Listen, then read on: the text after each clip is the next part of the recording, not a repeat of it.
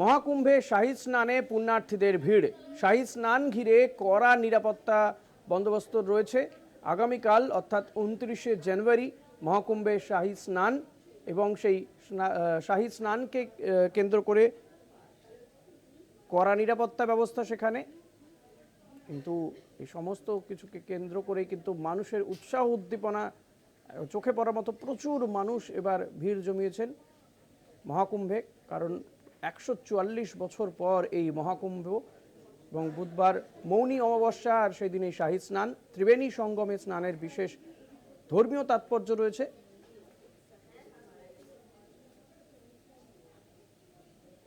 এ নিয়ে আমরা কথা বলবো সরাসরি প্রয়াগরাজ থেকে রয়েছেন আমাদের সঙ্গে অনির্বাণ ব্যানার্জি। অনির্বাণ দা, যেটা জানতে চাইবো, আগামীকাল শাহী স্নান, কি অবস্থা মহাকুম্ভের?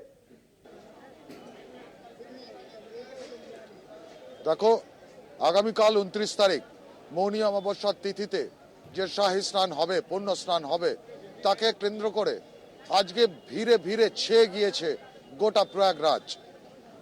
আমরা যে ছবি পাঠিয়েছি সেখানে দেখা যাচ্ছে, আমরাও দেখতে পাচ্ছি যে বিভিন্ন মানুষের ছোট ছোট দল নিজেদেরকে দড়ি দিয়ে বেঁধে নিয়ে এগিয়ে চলেছে স্নানঘাটের দিকে, যাতে তারা কোনোভাবেই হারিয়ে না যায়, বিচ্ছিন্ন না হয়ে যায়।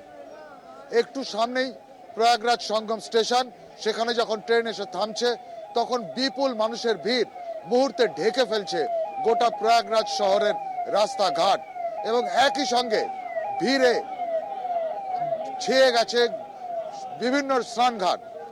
এবং প্রশাসনের তরফ থেকে নির্দেশ এসেছে আগামীকাল অর্থাৎ 29 তারিখ শাহী স্নানের দিন যে যেখানে থাকবে তারা যেন সেই ঘাটে স্নান করে, অর্থাৎ সবাইকে সঙ্গমে যেতে দেওয়া হবে না। যে দশাশ্বমেধ ঘাটে থাকবে সে যেন সেখানেই স্নান করে, এরকম ভাবে যে ঘাটে থাকবে তারা যেন সেখানেই স্নান করে। এখনো পর্যন্ত পাওয়া হিসেব অনুযায়ী মোটামুটি 14,21,00,000 মানুষ স্নান সেরেছেন। তার মধ্যে শুধুমাত্র আজকেই 2,39,00,000 মানুষ স্নান সেরেছেন এই প্রয়াগরাজে। কাজেই বোঝাই যাচ্ছে যে কি বিপুল পরিমাণ মানুষের ভিড় জমে উঠেছে এই প্রয়াগরাজে। ঋষিকেশ। অনির্বাণ দা, নিঃসন্দেহে তুমি যেমনটা বললে যে কোটি কোটি মানুষ আসছে, তারা স্নান সারছেন, তো প্রশাসন কিভাবে সামলাচ্ছে সবকিছু? দেখো, আমরা এটা বরাবরই বলে এসেছি যে এখানকার অব্যবস্থা নিয়ে আমরা সেই ছবিও দেখিয়েছি, যেখানে বয়স্ক বৃদ্ধ মানুষদের বিপজ্জনক রাস্তা দিয়ে স্নান ঘাটে পৌঁছতে হচ্ছে। ঠিক করে বললে এই মুহূর্তে প্রশাসন সরকারের হাত পা খুলে গেছে এই ভিড়ে। একদম সত্যি কথায় প্রশাসন এবং সরকার কাঁপছে মানুষের এই ভিড়ে। আমি দেখাচ্ছি যে আমার চারপাশে কি বিপুল পরিমাণ মানুষের ভিড়। এই ভিড়টা হচ্ছে স্নান সেরে যারা ফিরছেন শহরে বা অন্য কোথাও।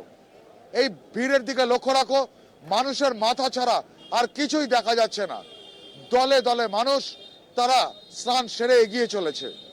এটা বিকেল বেলায়, এখন ভিড় একটু কম, তাহলে বোঝাই যাচ্ছে যে সকালবেলার দিকে কি পরিমাণ ভিড় এখানে ছিল। আর এই দিকে যে ভিড় যাচ্ছে সেই ভিড়টা হচ্ছে স্নানঘাটের দিকে। এখন বিকেল, কিন্তু সেই ভিড়ও কিছু কম নেই। এক টানা মানুষের ঢল ক্রমাগত বয়ে চলেছে প্রয়াগরাজে বিভিন্ন স্নানঘাটের দিকে। এই যে বিপুল ভিড়, এই ভিড়কে সামলানো কিন্তু সহজ কথা নয়। এর আগের যারা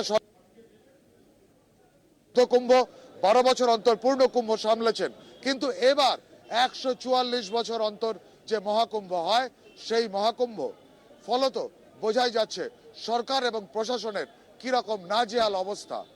বিভিন্ন ব্রিজ বন্ধ করে দিয়ে বিভিন্ন রকমের ওয়ান ওয়ে তৈরি করেও কিন্তু এই ভিড়কে কোনো রকম ভাবে সামলানো যাচ্ছে না। ঋষিকেশ। অনেক ধন্যবাদ অনির্বাণ দা। কথা বলছিলাম আমাদের প্রতিনিধি অনির্বাণ ব্যানার্জির সঙ্গে। অনির্বাণ ছিলেন প্রয়াগরাজ থেকে সরাসরি। মহাকুম্ভ আর মহাকুম্ভে আগামীকাল শাহী স্নান, মৌনী অমাবস্যায় শাহী স্নান, তো সেই শাহী স্নানকে কেন্দ্র করে কিন্তু সেখানে বহু মানুষের ভিড়, কোটি কোটি মানুষ জড়ো হয়েছেন।